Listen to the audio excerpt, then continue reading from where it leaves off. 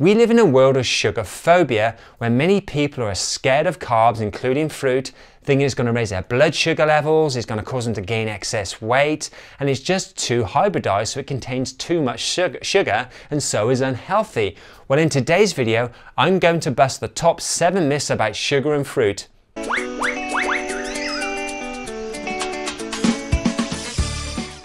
Hi there, it's Paul here, holistic nutritionist and lifestyle coach at Rawsome Healthy.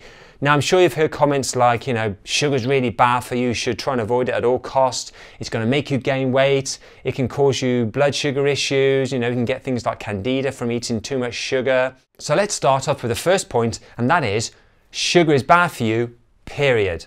Well, you'll get sugar in many things. So we get sugar in things like syrup, corn syrups, high fructose corn syrup being one great example. There's a lot of talk about that.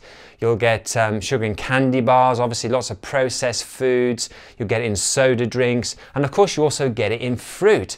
And people will say, well, sugar's just bad and you should avoid as much as you possibly can. Cut the carbs down, cut the carbs down. Well, the important point to make here is that the sugar that you get in whole fruits is very different to the sugar that you get in processed foods. Now, when you get the sugar in fruit, for example, in whole fruits, you're not only getting the sugar, you're also getting the vitamins, you're getting the minerals, you're getting the fiber, you're getting the phytonutrients, including the antioxidants that work synergistically to help your body support its optimal level of health. Now, on the other hand, you've got processed sugar, refined sugar, so it can be table sugar, it can be sugar, refined sugar that they put into products, biscuits, candy bars, syrups, soda, drinks, all these kinds of different things. And this is very different because then it's going to be lacking the vitamins, the minerals, the fiber, all the different phytonutrients, the many different phytonutrients, and including the antioxidants, which are all hugely important for giving your body the health it deserves and the nutrients it deserves. And these are going to be missing in those kinds of foods. So they are drastically different to the sugar that you're going to be getting inside the whole fruits. So when you eat whole fruits, think of them as complete nutrient packages. And when you eat sugar in refined foods, in syrups, in sodas, in candy bars, this kind of thing, think of those as separated, fragmented nutrients, which are very different. So in whole fruits, you're getting the complete nutrient package, which is what your body wants, what it expects. And in the junk foods, in the processed foods, you're getting these fragmented nutrients, which are not going to help your body, in fact, are going to cause ill health and disease.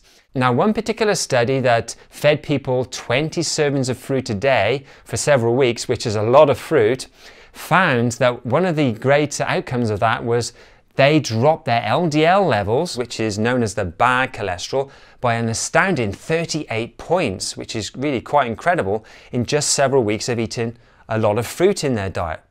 Now, the second myth I want to bust is that fruit causes weight gain. Well, this is us after 8 years on a fruit-based diet, eating all the fruit and carbs we can possibly eat in a day. And this is one of our clients, Della Upshur, and her transformation on a fruit-based vegan diet. So what's the truth?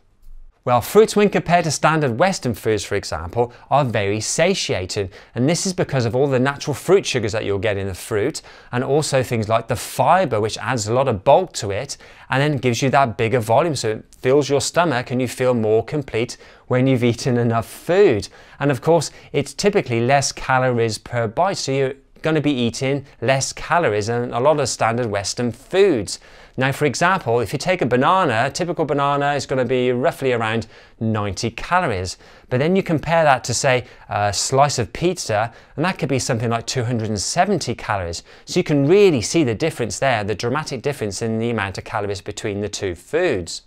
In addition to this, a study from Harvard showed that fruits may in fact be able to help you control your weight through them containing certain nutrients such as anthocyanins, flavonoid polymers and flavonols, which are nutrients that naturally occur in many fruits including apples, pears and berries. So this goes against the conventional wisdom that it's all about calories in and calories out.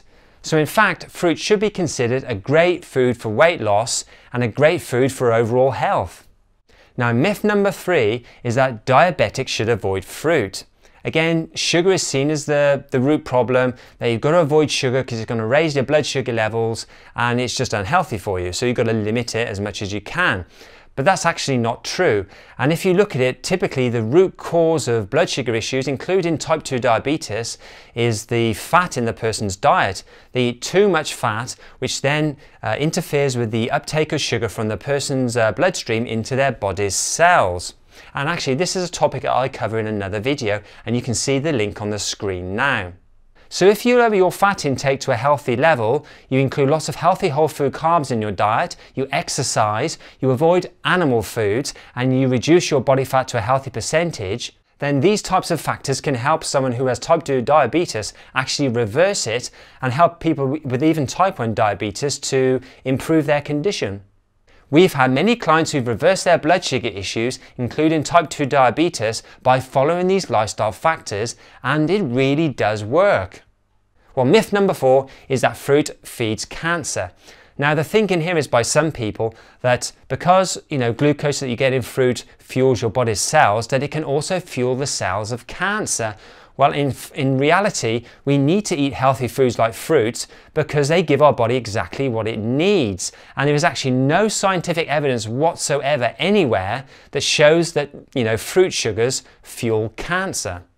In fact, an online Harvard Medical School article entitled "The 10 Commandments of Cancer Prevention" states that you have to eat healthily and you're advised to increase your consumption of fruits.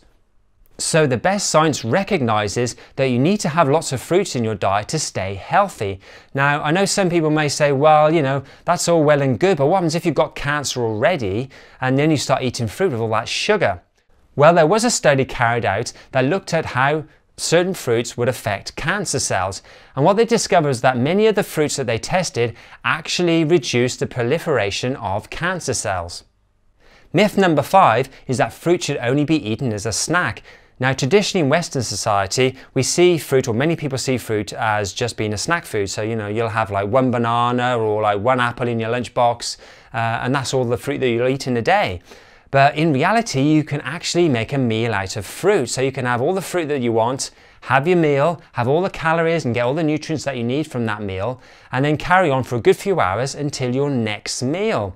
Now, I remember when I was a kid, I would have a typical standard Western meal, and then after the meal, I'd be thinking, gosh, I feel I want something sweet to finish off. I'm just not fully satiated. So then I'd have a dessert.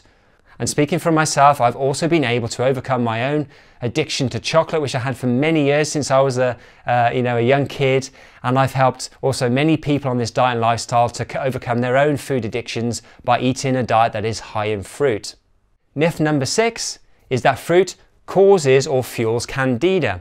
Now, my wife Yulia, a good few years ago now, she was suffering with a lot of health issues, and she was suffering Candida.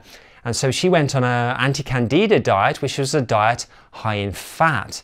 And she was on that diet for around 2 years, and she really struggled. And she couldn't get rid of her Candida overgrowth. It just wouldn't happen. And she really struggled with it. I remember coming home and she was just getting out of bed and like 5:30 in the afternoon. And it was a really challenging time for her and for me as well. And basically what happened was we changed our diet to a high fruit diet. So we started eating lots of fruit. Now people would naturally think, oh my goodness, you're going to eat all that fruit. That's going to fuel Candida. It's going to be the worst thing you can do for it. But actually what happened, within 3 days, Yulia managed to heal her Candida overgrowth. So you think, oh my goodness, so what happened? Well, the important point to understand here is that it's not the sugar itself, certainly not the sugar in whole fruits, that are the problem that fuel Candida. It's actually having a diet that is high in fat. When you have a diet high in fat, this can fuel the growth or the overgrowth of Candida, and this then causes you all the problems and the symptoms that you get from having such a condition. So when Yulia began to eat a high fruit diet, she greatly improved her digestion and she naturally healed her overgrowth of Candida. So myth number 7, the last one, is that modern fruit is too hybridized, and because of that it contains too much sugar, including too much fructose, and is so unnatural and unhealthy for you to eat. So this is a very popular myth, and you hear a lot of people talk about this, saying that modern fruits are very hybridized and they just got too much sugar in them, too much fructose, and because of that they're unhealthy and you shouldn't be eating them. But is this actually true? Do modern fruits actually have too much sugar in them? And are the wild varieties, the wild fruits that haven't been perhaps, you know, domesticated, if you like, by man, much less sugary and have less sugar in them, including fructose. Well, an interesting paper came out back in 2011 that looked at 19 wild varieties of fruits in Southeast Asia, and what did they find? Well, thankfully they put in there the actual breakdown of the sugars in the fruits, including fructose, so we could compare them to modern fruits, hybridized fruits, to see what the comparison was like between the sugar content. And surprisingly enough, or unsurprisingly enough, depending on what side of the fence you're on, they found that there was no real difference between the wild fruits and the modern hybridized fruits when it came to their sugar content. And that also included the fructose as well. So the fructose content of the wild fruits was basically the same as that of the modern hybridized fruit. So don't be afraid of eating modern fruit. They're not too hybridized, they don't have too much sugar in them, there's not too much fructose, they're perfectly healthy for you and help you maintain optimal health. So are you ready to increase your consumption of fruits and raw foods in your diet so you can reshape your body and increase your energy levels? Then make sure to get our 5-day raw food menu plan that's full of delicious recipes and full of great tips to help you get started today. Get your instant copy now by following the link on the screen or in the description below. So what do you think about the 7 fruit myths that I've just busted? Please leave your comments below. Like and share this video. Please subscribe to our channel. Eat sweet, keep fit, and I'll see you again soon. Thanks for watching.